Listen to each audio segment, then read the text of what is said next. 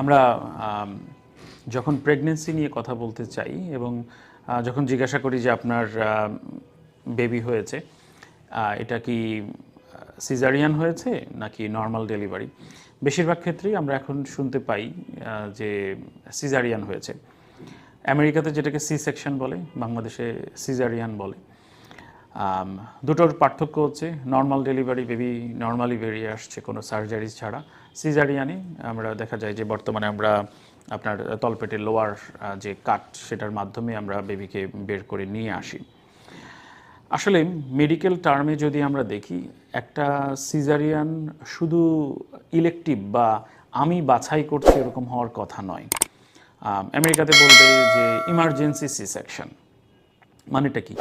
Normal ডেলিভারির approach ছিল, সব কিছু ছিল, কোনো না কোনো একটা প্রবলেম হয়েছে ডেলিভারির সময় গিয়ে, যে কারণে আমাদেরকে ইমার্জেন্সি ডিসিশন নিয়ে সিজারিয়ানটা করতে হচ্ছে বেবির সেফটির জন্যে, মায়ের সেফটির জন্যে। আমাদের দেশে একটা প্রবণতা আমরা দেখতে পাই যে অনেক ক্ষেত্রেই আগে থেকে সিদ্ধান্ত নিয়ে নেওয়া হয় কোনো কারণ ছাড়াই যে আমি সিজারিয়ান করব। সো আমরা যদি দেখি যে কি কি কারণে এটা হতে পারে, একটা হতে পারে যে ঠিক আছে টুইন বেবি, হতে পারে যে বেবি অনেক বড়, হতে পারে যে আগেই ওনার সি সেকশন বা সিজারিয়ান হয়েছে। বাট রিসেন্টলি আরও একটা চয়েস মারা মেক করেন যে আচ্ছা সিজারিয়ান করলে আমার ব্যথা কম হবে, ডেলিভারির যে পেইন 18 ঘন্টা লেবারে থাকা, 16 ঘন্টা লেবারে থাকা, সেটার মধ্যে দিয়ে যেতে হবে না, আমি খুব সহজে কেটে বের করে নিয়ে আসতে পারবো। আবার ডাক্তারদের দিক থেকে যদি আমরা দেখি, ডাক্তাররাও প্রেফার করেন কেন যে ডেলিভারি যেহেতু কোনো টাইম টেবিল নেই, ওনাকে কিন্তু অনেকক্ষণ অপেক্ষা করতে হচ্ছে, অনেক দিন অপেক্ষা করতে হচ্ছে, কখন টাইম হবে তখন ডেলিভারি হবে।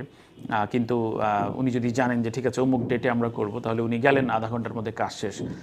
সো সব কিছু মিলিয়ে মানুষের বেনিফিট বা সহজলভ্যতার কারণে, আবার আর্থিক কোনো ব্যাপারও হয়তো থাকতে পারে যে কারণে আমরা সিজারিয়ান প্রেফার করছি।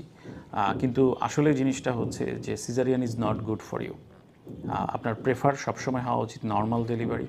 কারণ একটা বাচ্চা আসলে যেই প্রসেসের মধ্য দিয়ে যায় নর্মাল ডেলিভারি হওয়ার জন্যে, তার যে স্ট্রেংথ, তার যেই গ্রোথ, তার যে সেই যে সবগুলোই ইম্পর্ট্যান্ট এবং ইমপ্রুভড হয় নর্মাল ডেলিভারিতে।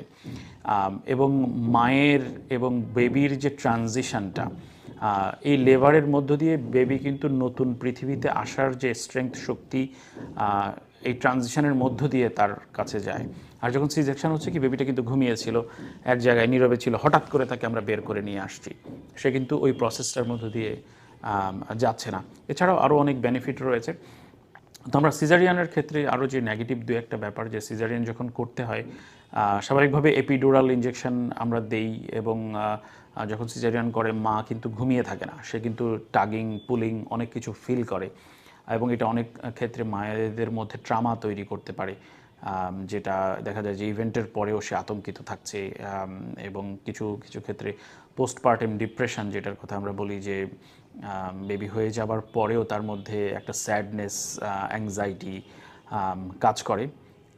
তো এই জন্যে আর যেই ব্যথার কথা অনেকে বলেন যে অ্যাপিডুরাল ইঞ্জেকশনটা যদি সঠিকভাবে দেওয়া না হয়, তাহলে বিভিন্ন জায়গায় হাড় যেরকম নড়ে যেতে পারে, নার্ভের ড্যামেজ হতে পারে, এবং অনেকেই সাফার করেন যে সিজারিয়ান হয়ে গেল কিন্তু তারপরে উনি 6 মাস 1 বছর কোমর ব্যথায় ভুগছেন।